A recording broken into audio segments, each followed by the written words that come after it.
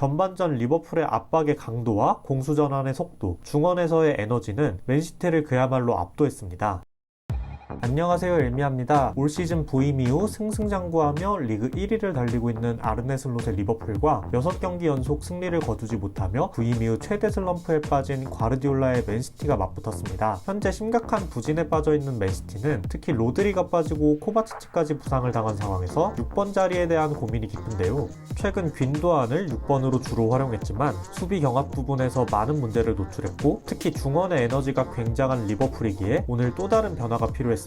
1차 빌드업 시 오랜만에 아칸지가 중원으로 전진하는 동선을 가져가며 베르나르도 실바와 함께 투볼란티로 섰고 후방에 남은 워커, 후뱅 디아스, 아케가 3백으로 서거나 더 낮은 위치에서는 오르테가까지 4백을 형성합니다. 이를 통해 귄도안은 6번이 아닌 한 칸 위 좌측 8번 자리에서 보다 공격적인 역할을 맡을 수 있도록 준비했습니다. 그리고 여기서 또 다른 특징은 리코 루이스의 위치입니다. 전문 윙어가 아니지만 지난 토트넘전에 이어 오늘도 수비시 오른쪽 미드필더로 나선 리코 루이스는 공격 시 사이드 폭을 벌리는 일반적인 포지셔닝이 아닌 중앙으로 들어와 우측 8번 자리에 자리를 잡았습니다. 이를 통해 사이드 숫자를 하나 줄이고 중앙에 많은 숫자를 두며 중앙을 과부하시키면서 리버풀과의 중원 싸움에서 우위를 가져가고자 하는 과르디올라의 의도가 엿보였습니다. 하지만 경기는 패배 뜻대로 풀리지 않았습니다. 전반전 리버풀의 압박의 강도와 공수 전환의 속도, 중원에서의 에너지는 맨시티를 그야말로 압도했습니다. 본래도 역동적이고 강렬한 압박이 특징인 슬롯의 리버풀이지만 우승 경쟁에 있어 가장 중요한 상대인 맨시티를 상대로 전반전 평소보다도 훨씬 높은 강도의 압박을 준비한 모습입니다. 리버풀은 강도 높은 압박으로 중원 경합 상황에서 맨시티를 압도했고 이어서 빠른 속도로 공격으로 전환하여 순식간에 찬스를 만들어냈습니다. 맨시티는 후방에서부터 짧은 연결을 통한 빌드업을 고집했지만 리버풀의 강렬한 전방 압박에 수차례 볼을 잃었고 높은 위치에서 볼을 끄는 리버풀은 계속해서 치명적인 찬스로 맨시티의 골문을 위협하면서 맨시티는 리버풀의 끊임없는 압박에 정신없이 당하며 전반 내내 빌드업이 끊기고 슈팅을 헌납하는 일이 반복됐습니다. 리버풀 역시 변화가 있었습니다. 공격 시 평소 유연하게 빌드업을 구사하지만 주로 뽀백이 좁게 서고 로버트슨이 조금 더 낮게, 아놀드가 조금 더 높게 서며 그 앞에 흐라벤베르가 원볼란치로 서는 구조를 기반으로 빌드업을 펼칠 때가 많은 리버풀인데요. 오늘은 라인을 높이고 전방에서부터 강한 압박을 펼치는 맨시티를 상대로 뽀백이 평소보다 넓게 찢어지며 보다 정통적인 포지셔닝을 취하면서 맨시티 하이블록에 횡간격을 벌리고자 했고 아놀드와 로버트슨 중 오늘은 아놀드가 주로 더 낮게 위치하면서 아놀드는 후방에서 킥력을 활용한 다이렉트한 전개를, 로버트슨은 기동력을 활용해 전방을 지원하는 역할을 맡았으며 중원에는 맥칼리스터가 평소보다 더 6번 자리에 위치하며 흐라벤베르와 투볼란치를 형성하면서 빌드업의 숫자를 늘렸습니다. 맨시티가 1대1로 압박을 가할 때 2선에 소보슬라이가 내려서며 프리맨이 되면서 압박을 풀어나오자 아칸지가 전진하여 소보슬라이를 압박하기 시작했고 이로 인해 가뜩이나 라인이 높은데 더 열버지는 맨시티의 후방으로 켈러부터 반다이크, 아놀드, 맥칼리스터까지 킥력을 갖춘 리버풀의 후방의 선수들이 맨시티 높은 수비 라인 뒷공간으로 지속적으로 다이렉트한 롱볼을 투입했습니다. 전방의 발빠른 공격수들이 뒷공간을 침투하여 루즈볼 경합에서 우위를 점했고 다이렉트한 연결이 끊겨도 중원에서 엄청난 에너지를 보인 리버풀이 세컨볼 경합에서도 역시 우위를 점하면서 직선적인 공격으로 역시 맨시티를 정신없이 몰아치는 리버풀입니다.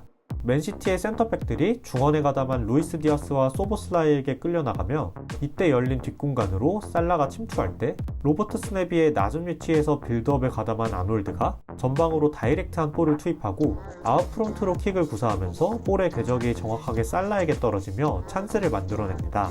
맨시티가 전방 압박을 가할 때 켈러가 전방으로 한 번의 볼을 보내고 각포에게 볼이 떨어질 때 로버트슨의 빠른 언더리핑을 통해 순식간에 파이널 서드로 진입하는 리버풀입니다. 다이렉트한 연결이 끊겨도 중원에서 강한 경합으로 볼 소유권을 되찾은 뒤 빠르게 공격으로 전환하여 찬스를 만들어내는 리버풀입니다. 결국 전반 12분 역시 아놀드가 맨시티의 높은 수비 라인 뒷공간으로 침투하는 살라에게 깊숙한 롱볼을 연결하고 박스에 진입한 살라가 반대로 절묘하게 붙인 볼을 각포가 마무리하며 선제 득점에 성공하는 리버풀입니다. 특히 살라는 이렇게 적극적으로 뒷공간을 공략하고 창의적인 공격 찬스를 만들어내며 맨시티의 수비 라인을 쉴 틈 없이 괴롭혔습니다. 결국 전반전 슈팅 숫자 10대1, 유효 슈팅 4대0, 기대 득점값 1.58 대 0.07이라는 압도적인 수치를 기록하며 있었으며 리버풀 입장에서는 1대0인 게 아쉬울, 맨시티 입장에서는 1대0인 게 다행일 전반전이었습니다. 전반전 엄청난 에너지를 사용한 리버풀은 후반전 압박의 강도를 줄이고 보다 실리적인 운영으로 전환했는데요. 이로 인해 맨시티는 보다 정상적인 경기 운영을 펼칠 수 있었습니다. 베르나르도 실바가 압박이 덜해진 리버풀의 중원을 헤집고 전진하고 맨시티는 파이널 서드로 진입한 뒤 찬스를 만들어내기 시작합니다.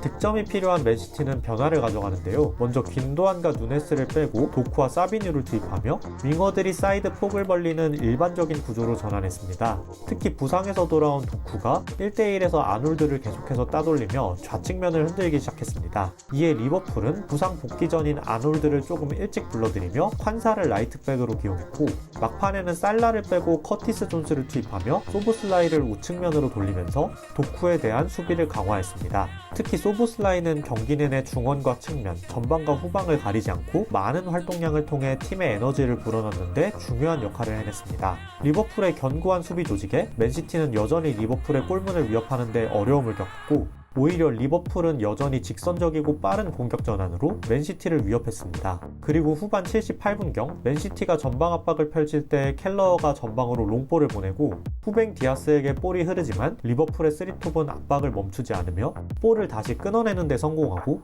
이어지는 1대1 상황에서 루이스 디아스가 오르테가에게 걸려 넘어지며 PK를 획득, 살라가 성공시키며 2대0으로 격차를 벌립니다. 맨시티는 데브라이너와 그릴리시를 투입해보지만 차이를 만들어내지 못했고 결국 경기는 2대0 리버풀의 승리로 끝이 납니다.